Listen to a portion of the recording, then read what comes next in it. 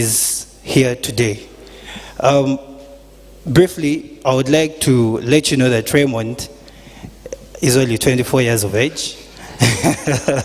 So that is quite commendable for a person who has achieved this much. And we can't wait to be inspired, especially for the students who are pursuing their Bachelor of Laws and they don't wish to maybe proceed with the law profession after their university life. You could also help us guide us on that. Thank you very much, Raymond. Thank you so much. My reputation precedes me. But for this particular cause, I am just a petitioner in the case against the OTT and mobile money tax. I might also add that I'm a student in this university now. I made it a point to wear the red sweater, which is the symbol of protest against the tax. If any of you saw us protesting it, this is what exactly I was putting on then. Let me start. I have a written speech which I will send to them, which is footnoted, that explains pretty much what I'm going to discuss today. It's indeed a great honor for me to speak to the Law Symposium. I have been a law student myself. The idea of sharing real-time knowledge on the debates that are for a functional democracy is something that law students should be proud about. My task here today is rather very simple. It is to re-echo the stance that we have had on these courtrooms, in media platforms, in debates, and even in the tear gas-filled streets, that the tax on social media and mobile money must go. It isn't to suggest, as the previous speaker, the lady, said, that the people opposing this tax don't want to pay a tax. It also isn't to suggest that taxes in and of themselves are bad. So those are two concessions. That one, we will pay taxes. Two, taxes are not bad. But this particular tax, this one on social media and mobile money, is regressive, it's not thought through, it's decapitating for young and local businesses, which many of us engage in, and it's a clear affront on the freedoms of expression, and it alters the bedrock of democracy, and particularly a young one like ours. Let me start with the basics. The basics are that a tax is a mandatory contribution from a citizen's income to state revenues in the payment of or the support of a basket of public social service goods. So you pay compulsorily from your income to the state for the state to provide for you a basket of public service goods. Some of these goods include healthcare, some of them include roads, some of them include the security that you're enjoying. If you're under the NRM government, even the air you're breathing, they might tell you it's theirs. So tax collection is not new. Tax collection is recorded from as early as the medieval Egypt Empire of 2800 BC. Taxes have been and continue to be the thread that weaves together what is called the social contract. I had someone mention the social contract earlier. So the social contract is our agreement between the citizens and the state, and taxes are the fabric that weave together that social agreement. Because you're law students, maybe you can refer to Khalil and Kabolik Small Company on consideration, what consideration has to be paid in a contract. So in pre-colonial Uganda, this is now the journey of taxes in Uganda. In pre-colonial Uganda, taxes were collected amongst the Baganda, the Banyankole, the Batoro, the Itesots, and they were collected in kind. People offered their labor to their kings and chiefs for the construction of public wells, for the construction of homes. It was never monetized, but it was a form of taxes that was mandatory for everyone that lived in a certain kingdom and a certain state to pay back to the society that they were living in. So it's not true, as has been argued by the president in his statements, and even by the MPs that defend this tax, that taxes are an industrial phenomena. Again, like I said, the president and the MPs on this particular matter were misguided. So taxes date way back, and you will read, the speech I've told is footnoted. You will read a book called Crops and Wealth in Uganda, written by Christopher Wrigley, which describes to you how taxes were collected in the informal economy before the colonial state arrived. What is true about taxes and the colonial government is that the coercive element of collection of taxes started with the colonial state. So that you must coerce everyone to give their income to the state only started when the colonialists arrived. And it was collected as a poll tax. A poll tax was imposed on every individual. In as early as 1900, everyone was mandated to plant a certain number of cotton acres, a certain number of coffee, and this was given back to the colonial state. So the coercive element of taxation started with the colonial state, but taxation before the colonial state existed. So why did the colonial state coerce people to collect the taxes? I'm laboring to bring this history before you because it's important that you understand where we are going with this discussion. But it's also important that you understand that this rejection of these taxes is basically a reinforcement of our social contract conditions as citizens. So the coercive element of tax collection by the colonialists started simply because the colonialists saw Africa as a good ground for raw materials to develop the industrial economy. So for the industrial economy in Britain to grow, there had to be a certain number of cotton barons taken from here to England. And clothes would be made, and those clothes would be sold through Europe for Europe to become the empire that it is today. It isn't true that there was a social contract then between the citizens and the colonial state. If it existed, it only existed for those who were collaborators of the state. So the colonial government took cotton from Ugandans, it took coffee from Ugandans, but in turn, it didn't offer a basic public good of social services. So if you read again in Christopher Wrigley, if you read Governor Sadley, if you read Governor Gerard Porto's submissions to the Royal Institute, you will find that the colonial government, in its basic accountability to the Queen, did not offer social services or a pool of public social services to everyone. These were offered to collaborators, and particularly the Baganda. I am sorry for the Baganda in the room, but we are going to pick on you for today. Yeah, so the Baganda who collaborated with the colonial state were offered a basic form of public services, which included roads, which included hospitals, which included schools. But even then, I hasten to argue that they were not public goods. The history of Budo, I don't know how many Budonians we have in the house. Budo was an exclusive school, despite the fact that it was offered by the missionaries and the colonial state. So it can also be argued that that basic pool of public goods was never meant for everyone in the public. It was only for a select few. So the history of the colonial state brings us very much to what we have for a state today. Our basic disagreement with this tax, the very first fundamental disagreement with this tax, is a political disagreement. It's to argue that the current state has simply substituted the colonial state. This is an argument, the argument on substitution is an argument you will find with Franz Fanon and Hegel. These are all scholars.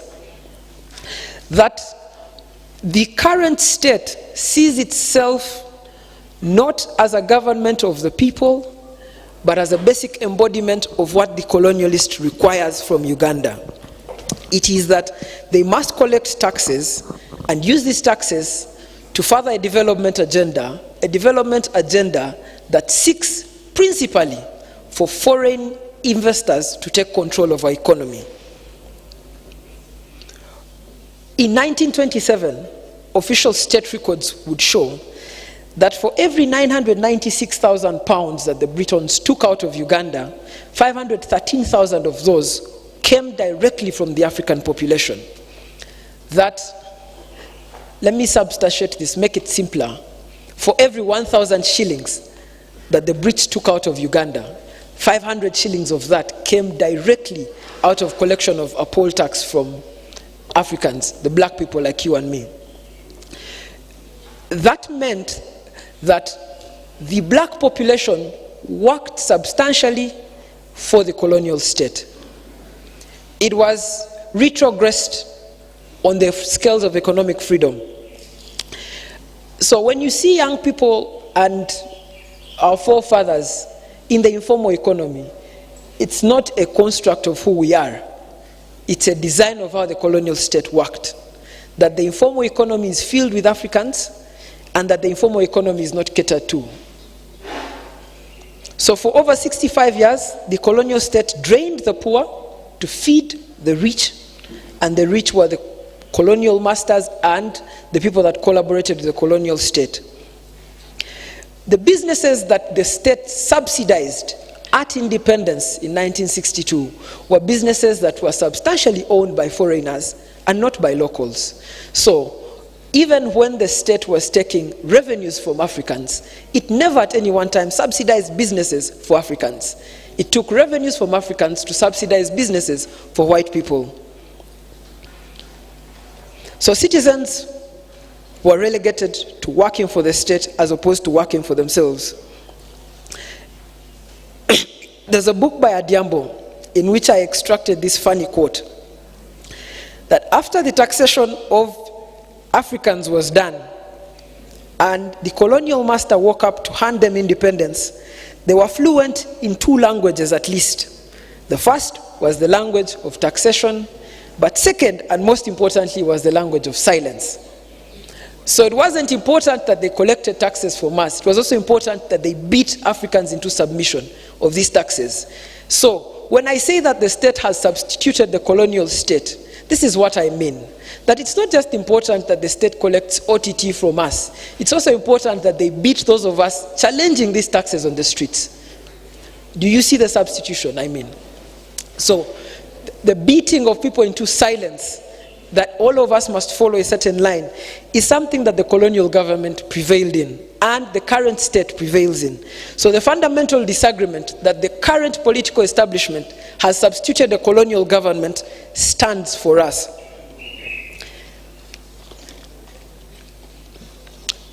You will find in history of Uganda that some of the foremasters of challenging taxes, Kabalega and Mwanga, effectively were dismembered from their communities. That is, they were withdrawn from their communities and exiled to islands. The challenges that the 2 heads of state, and I refer to them as heads of state and not kings, the challenge that the 2 heads of state had against the taxation then was that the tax essentially worked for the colonial state but didn't work for their people.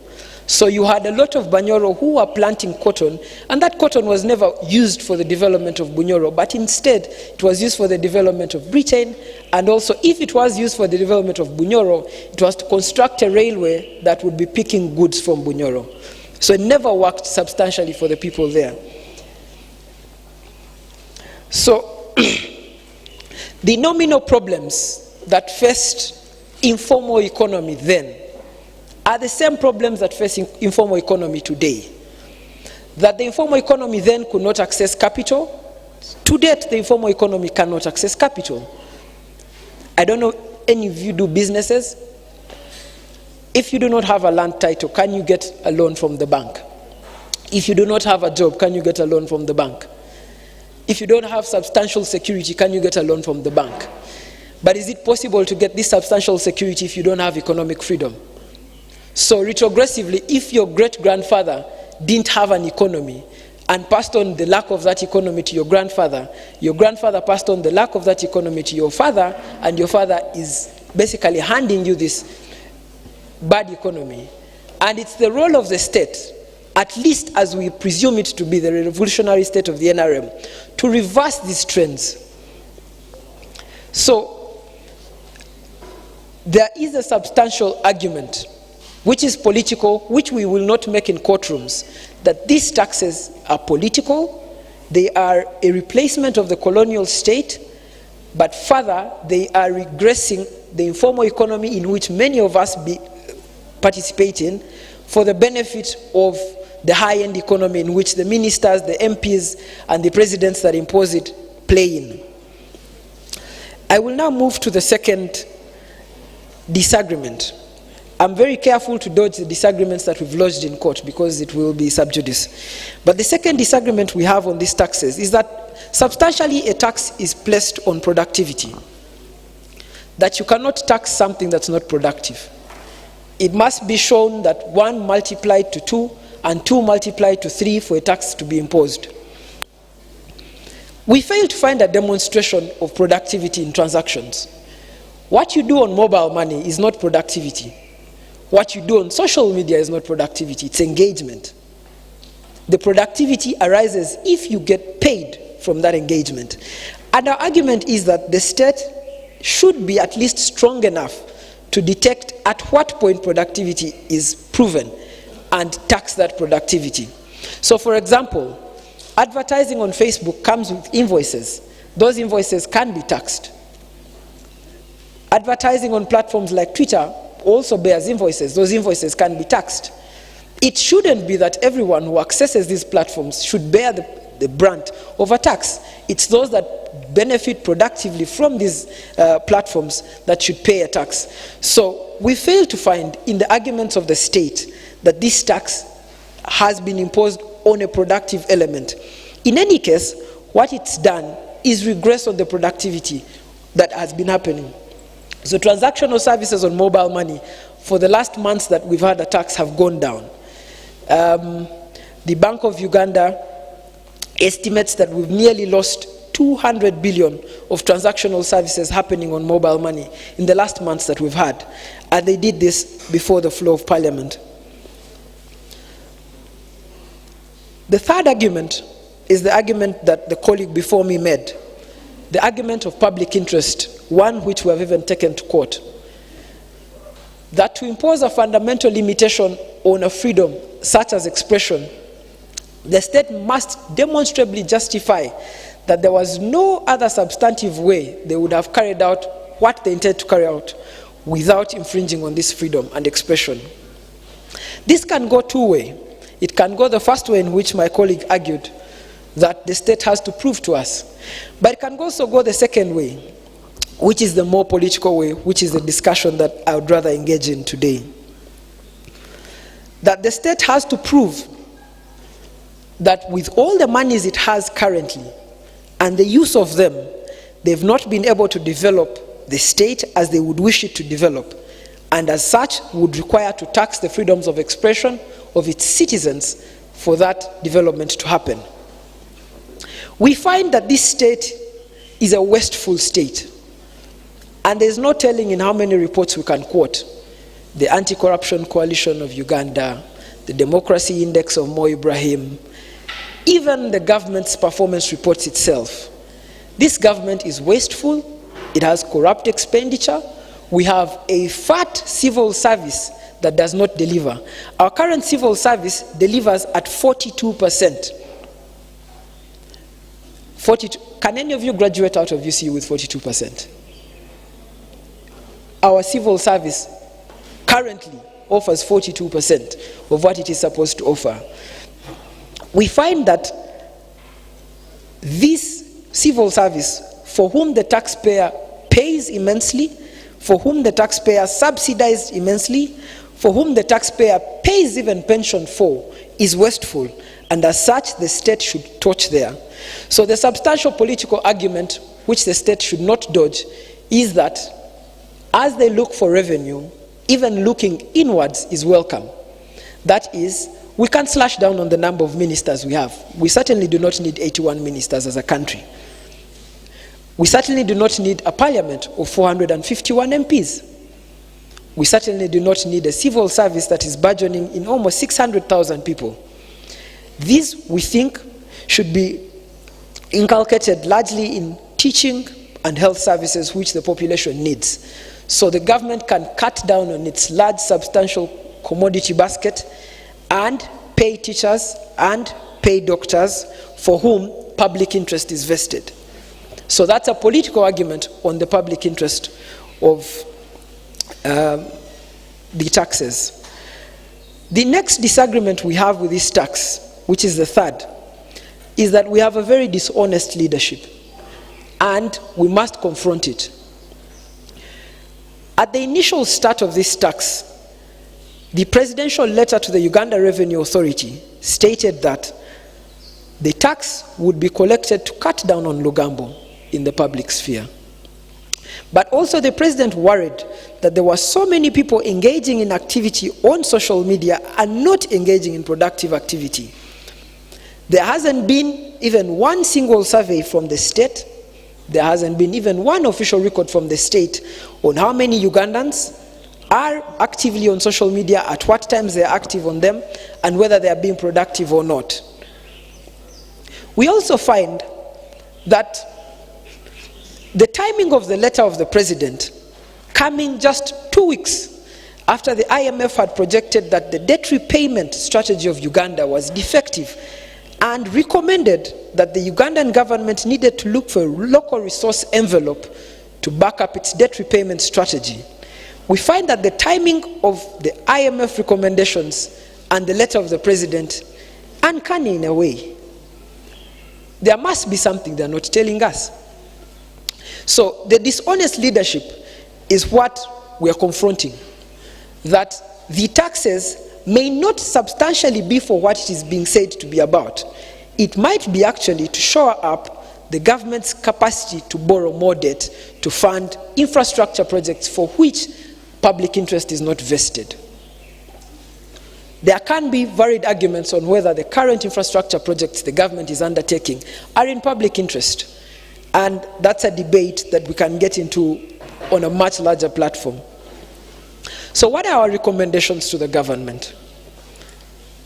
We wrote a 17-page letter to the Prime Minister of Uganda before the tax was passed, offering solutions as to how the government could collect 245 billion that they intended to collect from social media without levying a tax on the freedom of expression. One of the solutions that we gave government is to redraw the definition of development. Government needs to substantially think about the documents it authors. The Vision 2040, for which we are said to be operating under as our development strategy, has been veered off by almost 65%. So the current development trajectory we are taking is largely an affront and a vision of the president, not a vision of the public interest that is vested in the documents of Uganda.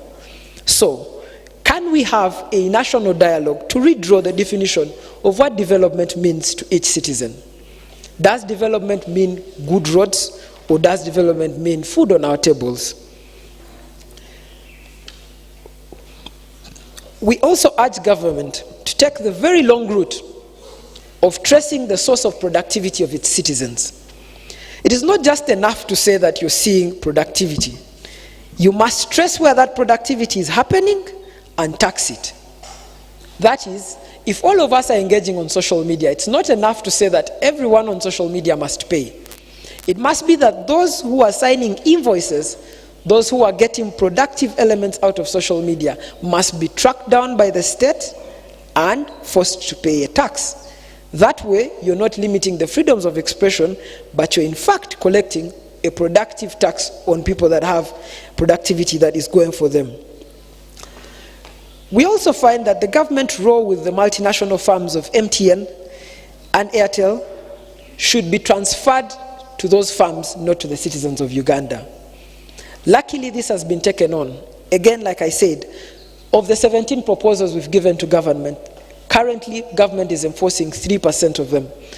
We know that, firstly, government has ordered the telecom companies to float shares on the stock market. This will mean that there will be local ownership of big multinational companies. What does local ownership mean? Local ownership means that we will also have capital. It also means that we will also have participation in the economy in which these profits happen. What has been happening in the past is that profit repatriations from multinationals have been going back to the countries where these companies come from and not coming back to the country. So if you float this stock on the stock exchange and it is bought by Ugandans, then we will have a local ownership of companies, and that local ownership will trickle down to taxes, and as such trickle down to paying for the development trajectory we are on. We also urge government, and this is very politely, to listen. Many people take listening as something small. But when this tax was being debated, we went to Parliament and asked them to hear us out on the contestations we had with the tax. Parliament didn't hear us out on those contestations. We asked that there be public debates on this the excise duty amendment bill. There were no public debates on the same. We asked that the Parliamentary Committee on Finance, for which this bill passed, should actively open up its doors to listen to industry players, but also listen to young people who are currently engaged in the innovative sectors where social media and mobile money play a big role. Even then, nothing happened. So government should listen. And one of the things that we're doing while challenging this in the Constitutional Court is that government didn't actually listen to the people when it passed this excise duty amendment bill. We've also urged the government to consider reducing the average age of our top 4 leaderships. The average age of our top 4 decision makers in the country is currently 72. The average age of a Ugandan is 15 years. The distinction in age might look small, but it explains the unfair, the uncanny, the dirty ways in which these taxes have been brought forward. It's that the leaderships who make decisions for us do not know substantially what is in the interest of us.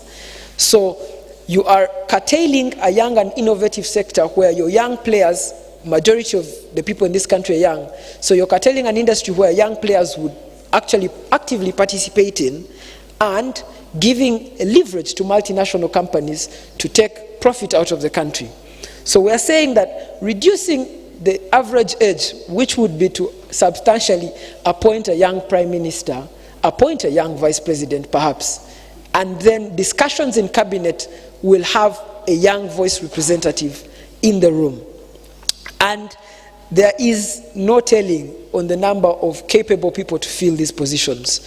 In fact, I see many capable people before me today. Yes, you must believe in yourselves if you want this to work. So, this tax for us is an affront to innovation. It's a disagreement to the political state of Uganda. It is a continued substitution of the colonial state with the current state, and it does not serve the public interest for which it is intended to serve. And we argue and still insist that the tax must go. It must not be halved, it must not be reduced, it must not be brought back in new forms, it must go. Thank you.